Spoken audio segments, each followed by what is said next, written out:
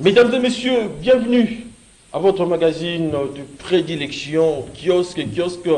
C'est magazine des Canal Congo Télévision qui scrute l'actualité politique l'air en République démocratique du Congo. Deux sujets vont donc être analysés et débattus au cours de votre magazine Kiosque. D'abord, l'impasse du sommet de Luanda où le Rwanda a préféré privilégier le M23 en vue de sacrifier la paix dans la partie est de la République démocratique du Congo. Cette question va être analysée et débattue au cours de votre magazine Kiosque. Et puis cette question des embouteillages où la capitale congolaise tourne au ralenti depuis plusieurs semaines, des embouteillages monstres qui affectent bien évidemment les bons fonctionnements des activités dans la ville, rendant pénible les quotidiens des Quinois qui dépensent au-delà même de leurs moyens dans un contexte où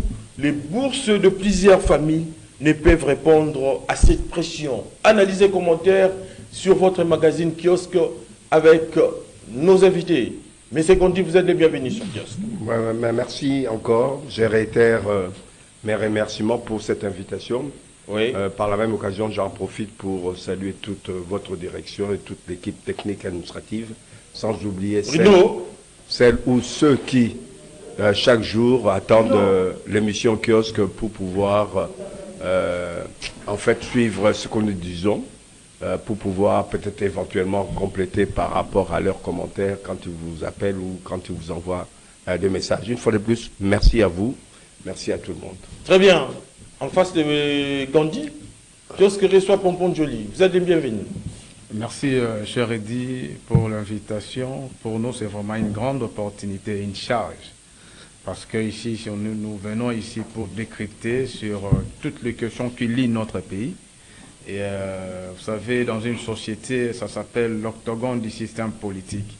Lorsqu'on parle du système politique, c'est-à-dire tous les éléments entrent en interaction pour faire avancer la nation. Il y a un président américain qui a dit, il ne faut pas demander ce que la nation te fait pour toi, mais toi, tu fais quoi pour ta nation? C'est-à-dire que nous sommes très redevables pour notre nation, parce que le nom que nous portions, les habits, la nationalité, l'identité, le tout, c'est cette nation qui nous a donné. Donc nous, en tant que peuple et en tant que citoyens, on doit être redevable vis-à-vis de cette nation. Donc voilà un peu, je salue mon co-débatteur ainsi que nos téléspectateurs. Très bien. Je commence ce premier tour de table avec vous. L'impasse du sommet de Luanda plutôt, pour résoudre la situation sécuritaire dans la partie est de la République démocratique du Congo. Comment interprétez-vous l'absence du président rwandais, Paul Kagame? Donc c'était prévisible parce que ce n'est pas une première. Ce n'est pas une première. Le président rwandais a montré depuis très longtemps la volonté d'aliéner la RDC, la volonté d'exploiter les minéraux congolais, la volonté d'agresser la RDC. Alors son attitude c'était tout à fait normal, surtout qu'il y a un député national qui a alerté le président pour ne pas fouler ses pieds au Rwanda. Malheureusement, je ne sais pas si le président a écouté... Vous ne voyez pas que l'absence, en fait, la présence du président congolais n'a fait que renforcer l'absence du président rwandais? Non, la diplomatie, il faudrait comprendre comment est régenter ces mondes-là. La diplomatie, ce n'est pas que la présence qui compte. Oui, la présence est hyper importante, mais la diplomatie fonctionne avec des postes diplomatiques. Nous avons 2 ambassades. Nous avons un ministre des Affaires étrangères. Nous avons au sein de la présidence, il y a des conseillers attitrés dans ces domaines-là, c'est-à-dire conseiller principal en matière de la diplomatie. Donc les présidents pouvaient être représentés, ce n'est pas aussi un péché. Surtout qu'aujourd'hui, avec la présence d'un TIC, la nouvelle technologie information, il peut être là et puis il anime une conférence à distance. C'est-à-dire, c'est ça. Parce que vous savez, la diplomatie est caractérisée par son ambivalence. Lorsque vous faites une analyse entre la diplomatie congolaise avec Kabila et la diplomatie congolaise avec Tshisekedi, c'est vrai, c'est la même diplomatie au fond, mais il y a des démarcations. Oui. C'est-à-dire Tshisekedi a joué à une carte qui a favorisé au moins la RDC et la communauté internationale du fait que hier, le Rwanda était caché derrière le 1-23 pour dire que ce sont des histoires des Congolais. Ça ne nous concerne pas. Je suis ni de près ni de loin. Mais aujourd'hui, c'est ce qui a démasqué le Rwanda en disant que non, c'est vous le 1-23. Et le Rwanda a dit accepter. C'est-à-dire que le paradigme a changé au moins. Mais ce qui reste au chef de notre président, c'est la flexibilité des rencontres. Ce n'est pas aussi important. Parce que dans un monde diplomatique, ce qui compte, c'est aussi l'attitude. C'est ce que je dis tantôt ici. Ce n'est pas un monde de pitié. Ce n'est pas un monde de cœur. C'est un monde de cerveau. C'est comme si vous interdisez à un guépard, à un léopard, de manger une proie. Ça n'existe pas. Dieu a conçu le monde comme ça. C'est-à-dire, pour survivre, il faut manger. Même moi, pour porter cette chemise, il fallait détruire l'environnement. N'est-ce pas? C'est-à-dire que c'est ça. Mais c'est quoi l'attitude? Lorsque vous détruisez l'environnement, il faut la protéger ou le protéger. Lorsque vous aboisez, il faut reboiser. C'est-à-dire que c'est ça. C'est-à-dire que l'attitude, aujourd'hui, les Rwandais nous agressent, oui. On ne peut pas pleurnicher. Que faire pour changer ces paradigmes? Que faire pour changer les discours que Rwanda fait au niveau, sur le plan chiquet international? Parce que les Rwandais, en réalité, sur les plans diplomatiques, les Rwandais sont considérés comme relais métropole, c'est-à-dire les sous-traitants. Le vrai bourreau, ce n'est pas le Rwanda. Le vrai bourreau, c'est au-delà. Parce qu'il faudrait comprendre les multinationales, les holdings, les conglomérats. Cette histoire a changé la façon de voir le monde après la chute de Mir de Berlin. Hier, avant cette chute, c'était les États qui négociaient entre États. Mais aujourd'hui, à la présence des entreprises internationales, multinationales, ces entreprises qui dictent les lois. Et ces entreprises voient quels leurs intérêts. C'est un principe économique d'ailleurs. Maintenant, dans les cas d'espèce, ici chez nous, nous sommes agressés. On a identifié les problèmes. Chapeau bas au président de la République parce qu'il a identifié les problèmes. C'est quoi les problèmes? Ce n'est pas vraiment les Rwandais. Mais c'est aussi les Rwandais parce qu'il a dit accepter de matérialiser, de faire asseoir une politique machiavéliste qui tue son voisin. Mais pour mon Joly, vous ne voyez pas que cette absence, l'absence du président rwandais, semble davantage refléter un soutien tacite au 1-23, qui du reste ne fait que s'aimer la terreur et la désolation dans la partie est du pays. Oui. Son absence, ça dit que c'est ce que j'ai dit. C'est depuis une belle irette, déjà, je crois, 2 ans aujourd'hui, que tout le monde connaît que c'est le Rwanda qui est le bourreau de la RDC. Il ne faut pas se cacher derrière les 1-23 en disant que non, ce sont des histoires internes. Moi, ça ne me concerne pas. Aujourd'hui, c'est clair et net. Derrière le 1-23, c'est le Rwanda. Oui, ça c'est clair. Mais là plutôt, moi la question que je me pose, la posture que nous devrons avoir vis-à-vis de cette agression, c'est là où les bas blessent. On ne peut pas être flexible, on vous appelle aujourd'hui et vous prenez votre avion. Non, c'est pas intéressant. On ne doit pas pleurnicher, chercher. On ne peut pas pleurnicher. Il faut maintenant impulser une dynamique opérationnelle sur le terrain. L'antilope utilise l'attitude de prudence. Posez-vous la question, l'antilope vit avec des fauves. Il vit avec des boas, il vit avec des léopards, toutes sortes d'animaux sauvages. Mais qu'est-ce qui fait qu'il grandit, il pond des enfants? C'est l'attitude qu'il imprime par rapport à l'environnement. C'est cette attitude-là que nous voulons ici au Congo. Moi, je pense que le président actuel a de la chance parce que gérer, vous savez, l'action publique de l'État rime avec des belles paroles de la population. Déjà, ce président a une chance où la population adhère facilement dans une action implémentée par lui. Vous voyez? Donc ça, déjà, c'est un acquis. Maintenant, c'est à lui maintenant d'imprimer une attitude. Kagame, sous les auspices du président angolais, on doit être reçu par exemple le 15. Oui, je serai là, mais via mon ministre des Affaires étrangères. Oui, je serai là via mon conseiller en matière de la diplomatie. Mais vous ne voyez pas que la présence du président congolais s'inscrit également dans le cadre d'une volonté politique de mettre fin à cette situation. Voilà. La politique, c'est aussi une question de volonté, oui, mais il faudrait matérialiser cette volonté aussi. Vous savez, un opérateur politique utilise l'art oratoire pour faire cacher sa pensée. Ce que Kagame a fait, ça ne change rien. Je vous ai dit ici, ce n'est pas une question de bisous. La politique, c'est une question de force. C'est une question d'intérêt. C'est une question où on se dit, moi je suis fort, je peux me battre. C'est ça. Ce n'est pas une question de cœur. Au moins j'ai été là, voilà, vous voyez, Kagame a fouillé. Non, non. C'est les intérêts qui se conjuguent. C'est quoi mon intérêt? Pensez-vous que Kagame a boycotté ses voyages seulement comme ça? Non. Il y a eu peut-être un conseil, il n'y va pas. Parce que la communauté internationale, c'est très compliqué. Vous savez, ce n'est pas facile. C'est pour cela un penseur français, Michel Barthelot, a dit, ce n'est pas facile de comprendre la politique. Parce qu'elle cherche dans les intentions de l'homme. Oui. Mais il a fait quand même des schémas, des formules pour comprendre ça. Donc, le monde le plus difficile, la gestion la plus difficile, c'est la gestion des ressources humaines. Et cette gestion des ressources humaines rime avec la politique. Donc ce n'est pas facile de gérer ces mondes-là de diplomatie. Et alors il faut avoir des niaques.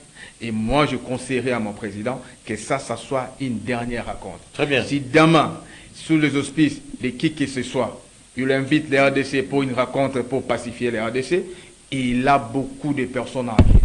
Très bien. Mais c'est qu'on dit, je reviens à vous, face à cette impasse politique et diplomatique dans laquelle se trouve le processus de Luanda, vous ne voyez pas que, comme l'a dit Pompon Joly, il faut bien évidemment s'attaquer aux principales causes des conflits qui persistent en fait dans la partie est de la République démocratique du Congo. Bon. Difficile, hein, puisque je pense que on est face à un contexte très tendu, oui. Un contexte qui est complexe dans cette région des Grands Lacs, où s'entremêlent les enjeux politiques, sécuritaires et économiques. Il y a ça. Mais aujourd'hui, moi je pense en un mot, je ne prendrai pas 10 minutes hein, comme mon débatteur, donc pour dire laissez-moi le temps.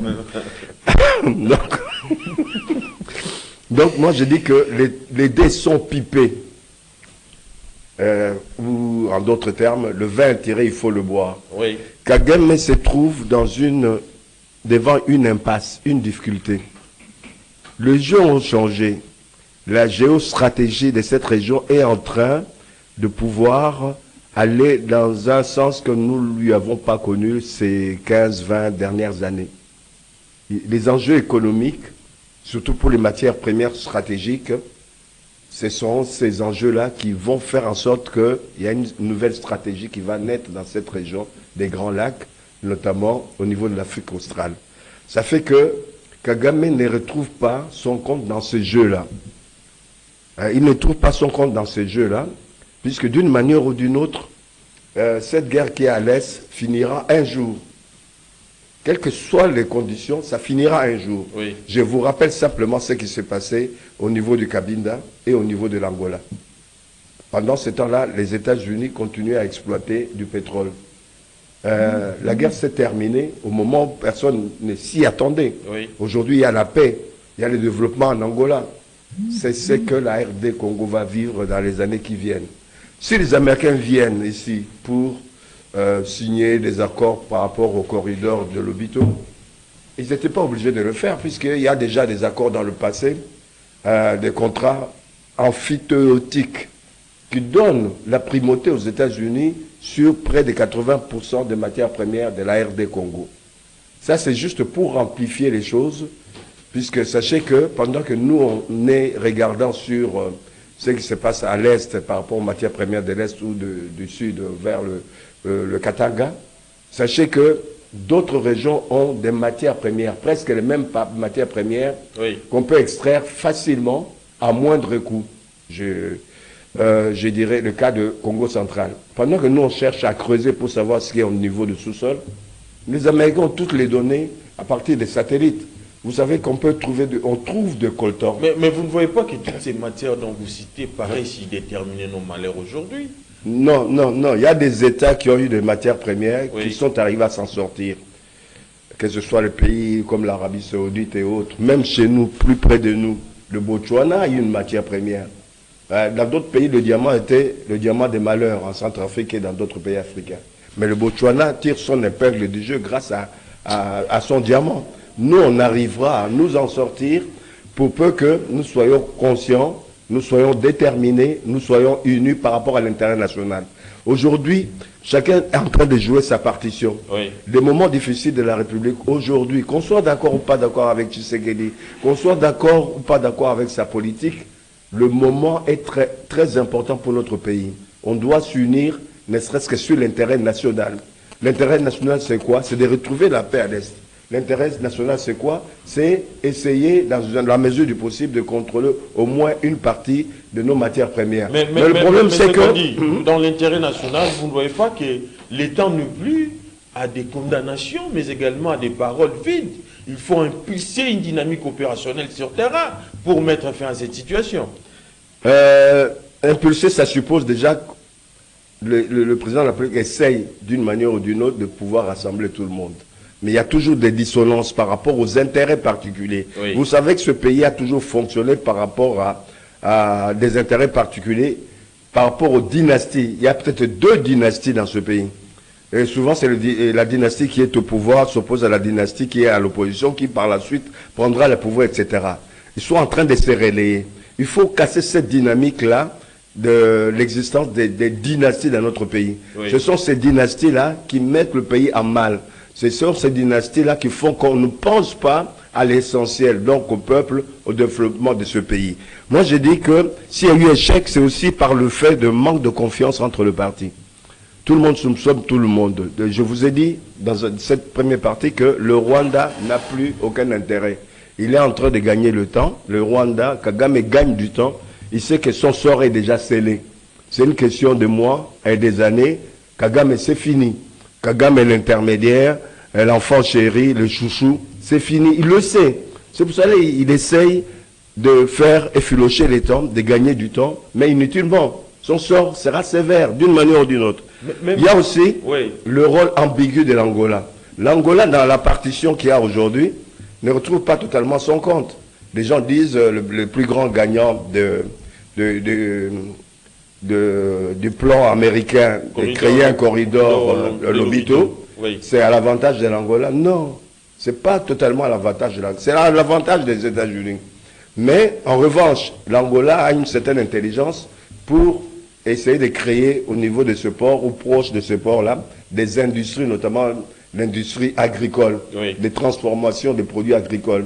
Ils vont créer d'autres industries. À nous aussi, pendant tout le long de ce corridor, de créer non seulement des mini-industries, mais aussi de développer l'agriculture dans les environs. Et ça peut nous servir. On peut créer des unités économiques tout le long de ce corridor. Revenir à la question. Oui, pour revenir. Oui. Non, mais c'est toujours dans la question. Oui. Il y a le rôle ambigu de l'Angola, je vous l'ai dit. Il y a aussi le conflit d'intérêts géopolitiques. Le conflit maintenant géopolitique, c'est entre les puissances, entre la Chine, qui aujourd'hui domine la partie Est, au niveau de l'acheminement des produits, des matières premières. Aujourd'hui, ça se passe par l'Est, par le port de Dar es Salaam, par le port de Mombasa, ou alors par le sud d'Urban, c'est de l'Afrique du Sud, qui est d'ailleurs celui qui paye le pot cassé, puisque le fait de s'être inscrit dans la démarche des pays des BRICS, les Américains ont cassé les reins aux Sud-Africains, qui ne pourront plus accueillir nos matières premières. Et ça a apporté beaucoup à l'économie, aux finances de l'Afrique du Sud. Oui. Mais aujourd'hui, comme on a le port de Lobito, nos matières premières ne passeront plus par l'Afrique du Sud. Donc on a réduit la puissance de l'Afrique du Sud, qui sera obligée de revenir dans les rangs, de ne plus s'impliquer comme il l'a fait jusqu'à présent par rapport aux pays des BRICS. Mais il doit également apporter son intérêt soudain qu'il a eu à porter auparavant, à travers également des négociations peut-être. Non, côté économique, je parle du côté économique, par rapport à l'acheminement de matières premières, c'est fini. Il y aura un manque à gagner.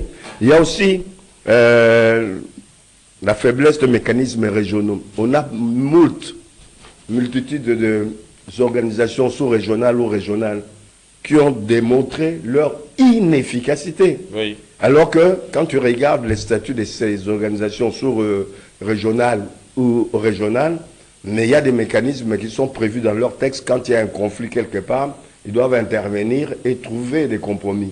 Pour le moment, c'est un échec total. Donc, voilà. Donc, je peux vous dire que on ne peut pas souhaiter le mal. Moi, je pense que le président de la République, jusqu'à présent, a bien joué. Il a bien fait d'y être. Oui. Il faut qu'il aille jusqu'au bout. Comme ça, il aura épuisé toutes les voies de recours. Le jour où on va changer des fusils d'épaule, le jour où on va se décider de nous défendre, non seulement à l'intérieur du pays, par rapport aux zones, c'est-à-dire aux territoires occupés. Jusqu'à quand? Jusqu'à quand, non, en fait? non. Patience et longueur de temps font plus que force ni que rage. Très bien. Jusqu'à quand? Ça peut être dans 3 mois, ça peut être dans 6 mois, ça peut être même la semaine prochaine, qui sait? Pompon Joli, je reviens à vous. À la place du président rwandais Paul Kagame, qui devait en principe rencontrer son homologue congolais Félix Antoine Tshisekedi Tshilombo, c'est maintenant Uhuru Kenyatta, le président Kenya, qui a fait les déplacements en Angola. Uhuru Kenyatta, comme vous le savez, est en charge aujourd'hui du processus de Nairobi, une négociation entre le groupe armé et le gouvernement congolais qui se mène aujourd'hui, vous ne voyez pas, en parallèle de celui de Luanda. Pompon Joli, la rencontre, vous ne voyez pas qu'elle devait pourtant être déterminante entre le président congolais, Félix Antoine Tshisekedi Tshilombo, et le président rwandais, et non Uhuru Kenyatta. Votre analyse? Bon, il faudrait comprendre d'abord le Congo. Oui. La RDC, c'est un pays très compliqué, très complexe. Un pays qui a un statut assez particulier. Et depuis près de 20 ans aujourd'hui. Mais Bruno, la question de la paix, il y a toujours des acteurs régionaux, sur-régionaux qui entrent en jeu. oui. Même l'accord global inclusif des Sand City. Vous avez vu l'Afrique du Sud qui était vraiment foulé au moulin pour chercher la paix, nous donner cet accord-là pour pacifier la RDC. Donc c'est comme ça que le monde international est régenté, c'est tout à fait normal. Mais la présence ou l'absence du président rwandais, vous savez, le président rwandais devrait être en Angola les 15. Et hier, via les réseaux sociaux, je ne sais pas si c'est une information réelle, on nous dit le 1-23 a occupé encore une localité. Si j'ai oublié le nom de cette localité, c'était hier. Vous voyez? Donc, qu'est-ce qui se passe? La politique rwandaise. Lorsqu'il y a une rencontre en présentiel, le Rwanda active ses militaires au niveau de la RDC pour occuper une localité. Donc, ils négocient en position de force. Alors que nous perdons notre position et nous négocions en position de faiblesse. Mais le président a fait quand même de prouesses. Moi, je pense que depuis qu'il a été au pouvoir, depuis les matins brumés, au niveau de l'Assemblée nationale, le président a fait une recommandation pour demander, interdire au gouvernement de brasser, d'insérer des mouvements terroristes, ainsi de suite. Oui. Ça, aujourd'hui, il y a presque 6 ans. Le Parlement, d'ailleurs, a eu à faire des recommandations. Des recommandations. Ça, c'est quelque chose de positif. Oui. Donc, on sent dans les chefs du président, il lutte pour pacifier la RDC et mettre fin à cette agression qui a perduré des années et des années. Deuxième élément, le président a fait, c'est la loi sur la programmation militaire. C'est depuis longtemps qu'on n'a jamais vécu ça. C'est-à-dire aujourd'hui, les FARDC a un budget de 1,10% de notre budget. C'est-à-dire que si vous avez un budget de 18 milliards, les FARDC ont un budget de 1,8 milliard de dollars. Et au-delà de ça, il y a eu plusieurs réformes aujourd'hui. D'ailleurs, dans les médias, vous voyez que non, il y a les recrutements aujourd'hui qui se font pour renforcer notre système de défense, qui a été bafoué en 1997, n'est-ce pas? Où on a eu le militaire formé par les deniers publics, mais on les a casernés au niveau des Bas-Congo, Congo central, pour tuer les Marius de commando. On a perdu notre système de défense. Il y a eu des écoles de formation, entre autres CETA, Kotakoli, c'est en face de l'aéroport d'Indine. Ces écoles-là n'existaient plus. C'est à l'arrivée de ces présidents qu'on a réactivé ces écoles-là. Donc, moi je pense que les analyses que nous faisons aujourd'hui, c'est juste pour dire au président, voilà, vous gérez la nation. Et la nation, c'est l'ensemble de plusieurs éléments. Voilà le besoin spécifique de la RDC. C'est la partie Est qui est agressée depuis près de 2 décennies.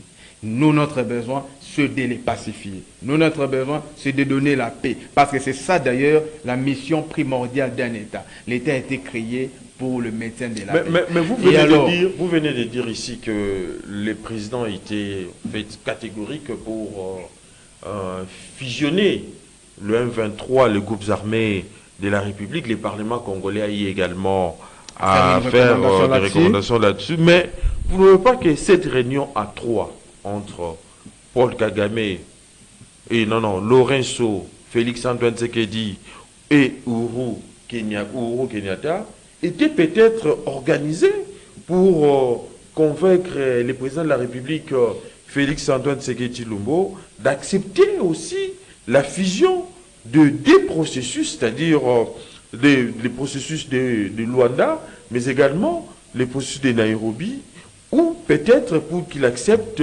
l'on rajoute également la question du M23 sur la table des négociations. Là, ça ne passe pas, parce qu'il y a déjà une recommandation. Le président congolais, c'est un légaliste, c'est un démocrate. D'abord, il vient d'un parti démocratique. Et lorsque l'Assemblée nationale fait une recommandation, je ne pense pas qu'une réunion tripartite pouvait comment dirais-je, empiéter le loi de la RDC. Il n'acceptera pas, jamais, moi je ne pense. D'ailleurs, vous savez, Kagame qui a boycotté cette rencontre, il y a eu notamment une signature d'un plan opérationnel permettant d'une part le retrait des forces armées rwandaises chez nous. Jusqu'aujourd'hui, ça n'a pas été respecté. Donc ça dit, nous, on doit être des donneurs de la farce dans toutes les rencontres. Non. Vous savez, hein, lorsqu'on fait une analyse, vous savez, le colonialiste avant de coloniser l'Afrique, vous savez, la première étude, c'était quoi? C'était une étude anthropologique. Ils ont envoyé les prélats pour comprendre comment se comportent ces peuples. Apparemment, le Rwanda ou Kagame n'a pas eu le temps de faire une étude sur Tshisekedi. C'est-à-dire, quand vous faites une étude anthropologique sur notre président, vous allez comprendre que Kagame s'embrie. Il est en face d'un monsieur qui est fighter. Et avant la fin de ses mandats, Kagame, comme a dit mon co-débatteur, le paradigme va changer. Oui. Vous savez, en 1988, Mobutu, c'était les hommes forts en Afrique. Mobutu, d'ailleurs, Kagame contrôle les grands lacs. Mobutu contrôlait les cibles sahariens, n'est-ce pas? Mais vers les années 88, Mobutu est déjà conjugué au passé, mais s'entêté. Il y a une réunion, quand la carte a changé, il y a une réunion présidée par le président français, où dans cette réunion, Mobutu était absent. Oui. N'est-ce pas? Et dans cette réunion, c'était quoi? Le président français a dit, les choses ont changé. Aujourd'hui, on a la présence des superpuissances des États-Unis. Vous devrez intérioriser, mettre la politique, la démocratie dans vos systèmes politiques. Donc, Mobutu s'est entêté. 2 ans après, il y a eu des pillages. 97, il est parti. Donc, si vous analysez les faits, vous faites une étude comparative. Oui. Kagame se conjugue déjà au passé. Oui. C'est comme si un train qui a arrêté de marcher, les chauffeurs de train, quand ils freinent, ce n'est pas au même moment train Kangama. C'est comme ça avec Kagame. Il a mal compris. Le mal avec Kagame, il n'a pas eu le temps de faire une étude anthropologique sur notre président. C'est un président qui était concis dans la diplomatie. Déjà vers les années 90, il était le représentant de l'IDPS à Benelux, tout jeune. Avant qu'il soit président, il a été député. À un moment donné, il a eu à gérer une plateforme. Il a fait une randonnée diplomatique des différents pays où il a rencontré le chef de l'État en état opposant. Oui. À ce monsieur, il est temps d'étudier ce monsieur. Le Kagame, il n'a pas eu le temps. Vous savez ce qui s'est passé? C'est une humiliation, oui. Mais c'est en politique. Il va se rédifier. Très bien. Monsieur Gondi, je reviens à vous.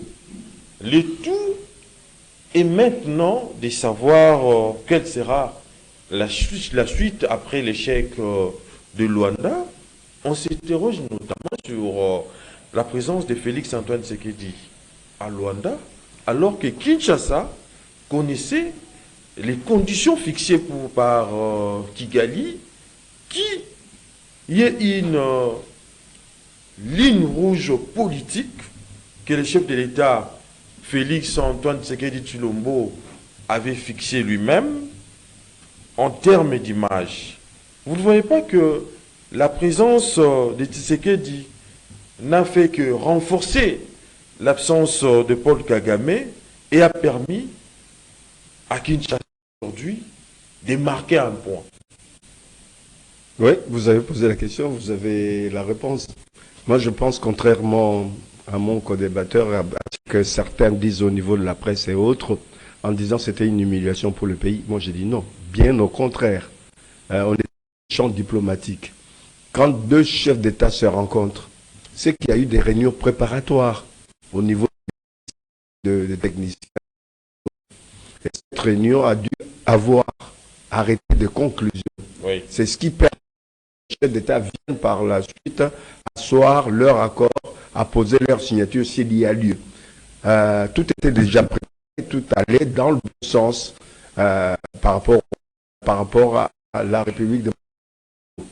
Le problème, c'est que c'est à la dernière minute que le Rwanda se met en dissension et se met de côté, pouvoir, soi-disant, selon certains conseils, comme on dit pour certains, humilier. Il n'a pas humilié, c'est humilié. C'est que la parole donnée, le respect, il n'a pas le respect de la parole. Oui. À ce niveau-là, on paye cash. Si pas dans les médias, le débatteur l'a dit, va le payer à court ou moyen terme. Cette politique-là, quand tu es humilié, c'est la personne qui est humiliée, peut-être Ponzo, dans le sens où il était sûr de réunir ces deux représentants, l'essentiel était déjà décidé avant cette rencontre. Et aujourd'hui, comme je vous l'ai dit, et je me répète, il est en train de gagner du temps. Il gagne du temps. Mais vous ne voyez pas qu'il y a en gauche quelque chose. Lorenzo est également pour quelque chose dans ce dossier, d'autant plus que c'était prévu que le président congolais et rwandais puissent se rencontrer. Mais la présence d'Ourou Kenyatta dans cette rencontre, ça se justifie comment? Non, ça se justifie dans le sens où il y avait lieu d'avoir des points de vue différents. Oui. Puisqu'il a géré ce dossier-là. C'était pour que Ourou puisse apporter aussi son expérience, compte tenu des démarches passées qu'il avait, lui, pris en charge. C'est dans ce sens-là. Ne croyez pas qu'il y a... Je vous l'ai dit d'ailleurs moi-même que l'Angola a joué un rôle un peu ambigu dans ce sens-là. C'était pas pour pousser l'agenda du M23? Non, mais le problème c'est que, je ne sais pas, la République démocratique du Congo, au travers de son président, son parlement, ont décidé qu'il n'y a pas de négociation avec le M23, à moins d'être vraiment idiot de la République pour pouvoir le faire. On le sait dans le passé, ce qui a causé du tort à la République, notamment à son armée, c'était ce genre de fusion avec Kabila père, avec Kabila fils. C'est 26 généraux, des généraux, des officiers supérieurs, il y en avait une vingtaine. Kabila arrive, il y avait une cinquantaine. Quand Kabila prend le pouvoir, il y avait combien? Plus de 250 officiers supérieurs. Ça posait problème. Pourquoi 200 et quelques officiers supérieurs? Puisqu'il y a eu un mixage entre nos forces armées de base congolaises avec les forces armées des militaires provenant de la rébellion, provenant même des États comme le Rwanda. Oui. Non, le président de la République, même s'il est malade, même s'il devient fou, s'il y a quelque chose qu'il ne peut pas oublier, c'est ce truc-là qui a mis à mal la République du Congo. Ce n'était pas seulement par rapport à l'armée, c'était aussi par rapport à l'administration. Vous savez que notre administration a fait fusion avec les administrateurs venant du Rwanda particulièrement et les uns du Burundi et du mais Uganda. Quand Kagame estime que c'est un problème congolais. Il y a sous quelque chose qui ne va pas. Mais il y a une contradiction aussi, c'est un problème congolais. Comment est-ce que lui vient et puis il s'implique pour dicter ce qu'il faut faire si c'est un problème congolais. Il pour des imbéciles. Il comprendra un jour. Quand il sera jugé, il est déjà en porte-à-faux par rapport au droit international. Il est en porte-à-faux avec certaines résolutions des Nations Unies, etc. Un jour, il sera debout du haut de sa hauteur là, il va être raccourci. Il est en train de chanter Ah, mais ces chansons-là n'iront pas plus loin que son environnement. Très bien. Changeons de registre, parce qu'on court derrière les temps. Parlons cette fois-ci de cette problématique évoquée. Il s'agit donc des embouteillages constatés ça et là dans la ville province de Kinshasa. Pour continuer, j'ai commencé ces dernières tours de table avec vous. Vous ne voyez pas que les mesures prises aujourd'hui pour endiguer les embouteillages se révèlent impuissantes et aggravent davantage la situation dans une ville d'environ 15 millions d'habitants où les infrastructures routières laissent à désirer. Mais non, si aujourd'hui la situation n'est pas nouvelle, certains estiment qu'elle est en constante augmentation si l'on compare bien évidemment les 3 dernières gouvernances de Kimbuta, de Gentini Ngobila, mais également de Daniel Mumba. Bon, si on parle de Kinshasa, moi, ce qui m'intrigue, nos gouverneurs ont un plan d'action à chaque fois qu'ils sont élus. Moi, je me pose la question, donc un gouverneur n'était pas construire des logements sociaux. Parce que si on vous nomme un gouverneur aujourd'hui, et demain, la première action, c'est quitte point. C'est-à-dire qu'il fallait chasser les vendeurs ambulants, il fallait chasser les vendeurs nos mamans qui vendent sur le rue. C'est vrai, je n'encourage pas. Mais ce n'est pas ce que la population veut à Kinshasa. La population a besoin de la mobilité, la population a besoin des logements sociaux, la population a besoin de la sécurité. N'est-ce pas? Mais ici à Kinshasa, tout gouverneur qui passe, aucun gouverneur construit même des maisons sociales. Des maisons sociales plutôt. Aucun. Alors qu'on a des espaces. On construit, nous bâtir des maisons, de logements sociaux dans la partie est de Kinshasa. Bon, l'histoire des embouteillages, cette mesure exceptionnelle, avec la mesure ou sans mesure, il y aurait que des embouteillages. On a combien de routes? Vous savez, avant qu'on quittait Moamba, Lité, Lemba vers Zando, on empruntait quelle route? Ziguida, un aéroport de l'autre côté, une route entre aéroport et un marché. Oui. On prenait cette route-là jusqu'au fond, vers cette route ici, leur route principale, leur avenue principale, commerce. Donc, il y avait, moi, je m'en souviens même à un moment donné, si vous êtes dans un bis, après rail, on descendait comme si Diemba, comme ça, pouf. C'est-à-dire que c'était une route bien balisée. C'était pas qu'une seule route. Il y avait au moins 3 routes comme ça. Vous quittez Lemba, soit vous prenez tout droit, soit vous prenez la droite. Il y avait au moins 2-3 routes comme ça. Ces routes-là n'existaient plus. Vous êtes vers Willery pour faire Zando. Toutes les routes sont inexistantes.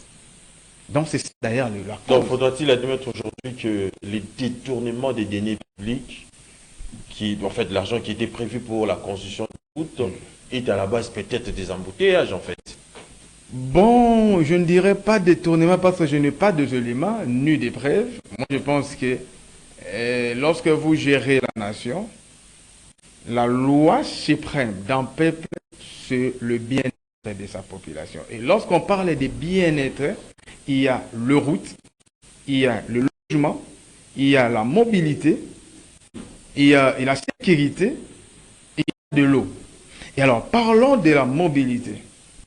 Fait-on dire qu'à Kinshasa, on a des routes? Il n'y a aucune route. Mais concernant cette question des routes, Pompon Joly, vous vous souviendrez qu'il y a eu l'interpellation du ministre des ITPR, Alexis Guizaro, où l'auteur de la motion estimait que l'argent a été décaissé pour construire des routes, mais l'exécution pose problème jusqu'à preuve du contraire.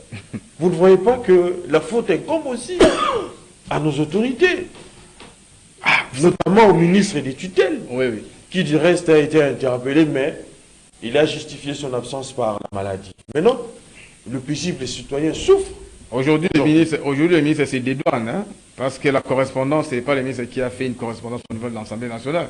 La correspondance, c'est la première ministre qui a notifié à l'Assemblée nationale que son ministre serait dans une mission jusqu'au 19 pendant que l'Assemblée part en vacances les 15.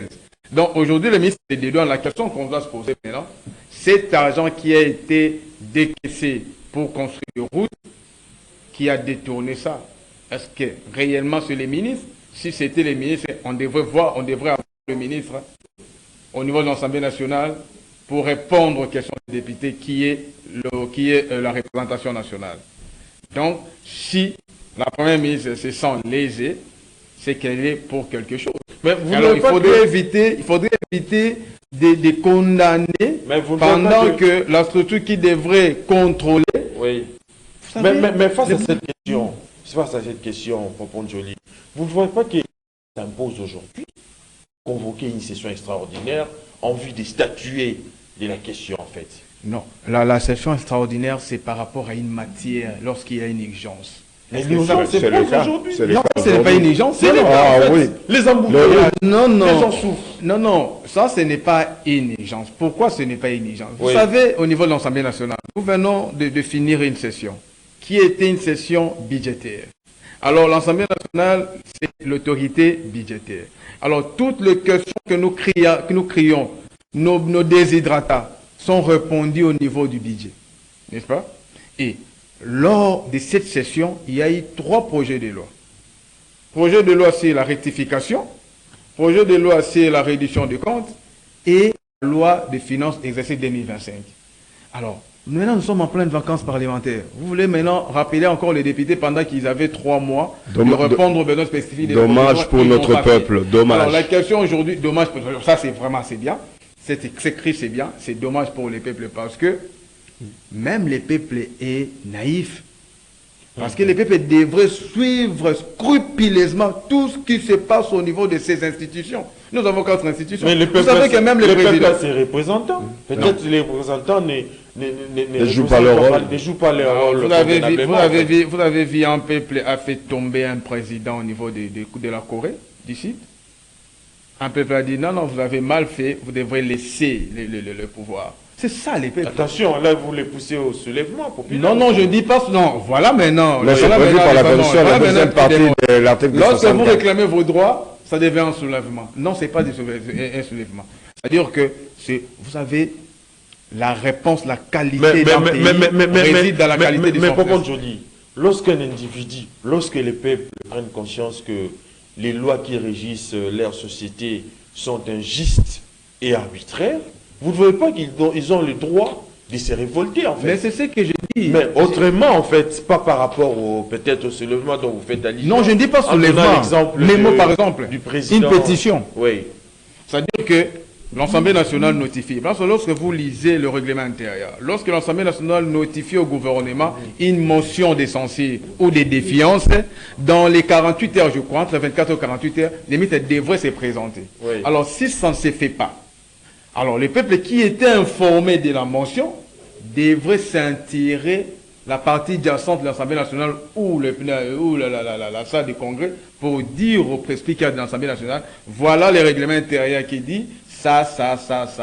Vous avez convoqué votre ministre, il ne s'est fait pas présenter parce que la première ministre a fait ça. Nous, au nom du pouvoir qui nous ont été donnés à l'article 5, on veut voir ce ministre aujourd'hui ici. C'est dans les 48 heures. S'il ne se représente pas, je vais à Longwe déjà. Oui. Alors le problème, il ne faut pas condamner les gouvernements. Il ne faut pas condamner le président de la République, ni les parlements. Non, le président de la République est irresponsable. Ni les parlements. Le problème de la RDC a une réponse. C'est sa population qui est naïve. Mais ce qu'on dit...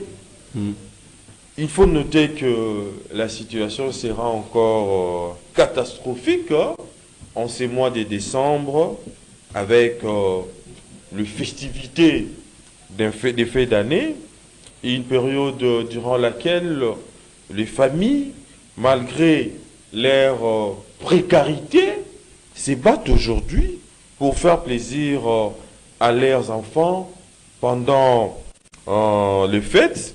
Mais la question que l'on doit se poser ici de toutes nos lèvres est celle de savoir comment offrir aux Quinois des bonnes festivités dans un contexte où les embouteillages sont pleins, où les prix sont fixés, les prix des transports plutôt, sont fixés selon la volonté des chauffeurs et des receveurs. Mais quelle est la suite en fait face à cet état des choses? Vous ne voyez pas que l'urgence impose? Oui, c'est comme on dit dans la presse, un marronnier, c'est-à-dire un événement qui revient périodiquement, presque à la même période. Oui. Ce que vous me posez comme question, ce que nous faisons comme analyse, on va 10 ans en arrière, 20 ans en arrière, vous verrez que ce sont les mêmes analyses. Ce pays n'a jamais décollé. Ce pays n'a jamais décollé, ce pays n'a jamais été géré. Gouverner, c'est toujours les mêmes débats, c'est toujours les mêmes débats, on a les mêmes problématiques qui se posent. Et regarde, aujourd'hui, on est dans l'impossibilité de trouver des solutions pour nos routes. On peut dire que c'est de la responsabilité du gouvernement, mais c'est aussi de la responsabilité du gouvernement passé. Puisque si ces gouvernements avaient fait leur travail, ils avaient prévu, on n'en serait pas là. Aujourd'hui, nous sommes en train de nous embourber, puisqu'on parle de transport et des moyens de transport. Oui. Nous sommes en train de nous embourber dans les mêmes problématiques dont on ne trouve pas les solutions. Donc, dans 5 ans, on serait dans l'incapacité, dans 5 ans ou dans 10 ans, de trouver des réponses aux problématiques qui vont se poser dans 5-10 ans. Puisqu'aujourd'hui, au lieu de réfléchir sur l'avenir, on réfléchit sur le présent, dont on n'a même pas de solution. Gouverner, c'est prévoir, je me répète. Oui. On n'a pas été en capacité ou on n'a pas eu des gens avec des compétences voulues pour pouvoir gouverner ce pays. On a fait plusieurs fois des propositions par rapport aux problèmes des transports. Je n'ai même pas entendu au niveau de la presse écrite, parlée ou télévisée, même au niveau des débats politiques, au niveau du Conseil des ministres, dire on va prévoir l'achat des bus. On n'attend pas que toutes les routes soient construites pour pouvoir commander des bus, pour qu'au moins dans 1 an, qu'on puisse régler un certain nombre de problèmes. Mais quand même, le prix des carburants à la pompe a baissé, non, en fait. C'est un pays où on marche sur la tête. Pas de ça. Au moment où le prix du carburant baisse, c'est là qu'il y a plus d'embouteillages, c'est là que le prix des transports augmente. Qu'est-ce que le gouvernement a fait? Mieux vaut se taire là-dessus, puisque rien n'a été fait. C'était ce que moi j'appelle la poudre aux yeux. La poudre aux yeux. On baisse les prix de l'essence, les bus, taxis, autos, tout augmente. Prix ont doublé, triplé, voire même quadruplé selon le moment. Mais il y a une responsabilité très engagée de ce gouvernement. Ce gouvernement devrait sauter. Et même, on devrait même faire en sorte que le gouverneur soit changé, que le président mette en place un autre système pour garantir la vie des Congolais au niveau du transport et du reste. Vous verrez du côté du ministre de l'économie des mesures prises avec le grossiste. Les grossistes lui disent « Ah non, c'est bon, ce sera bon, etc. » Mais le ministre dit « Amen ». Quand tu regardes sur le terrain, les prix n'ont pas baissé. Très bien. Les prix augmentent, au contraire. Cette année, ce sera une année aussi difficile que les années passées, les années écoulées. Les poissons, on ne les a pas eus. Les bateaux de pêche, on les a pas eus. Non, c'est une république de promesses. Des promesses non tenues. Ouais. En tout cas, nous sommes arrivés à la fin. Nous sommes arrivés à la fin de votre magazine kiosque. Encore derrière les temps. Il y a d'autres programmes juste après cette émission. La rediffusion est prévue donc à 18h. On se retrouve le jeudi prochain. Mais d'ici là, portez-vous bien. Et bonne suite de programmes sur Canal Congo Télévision.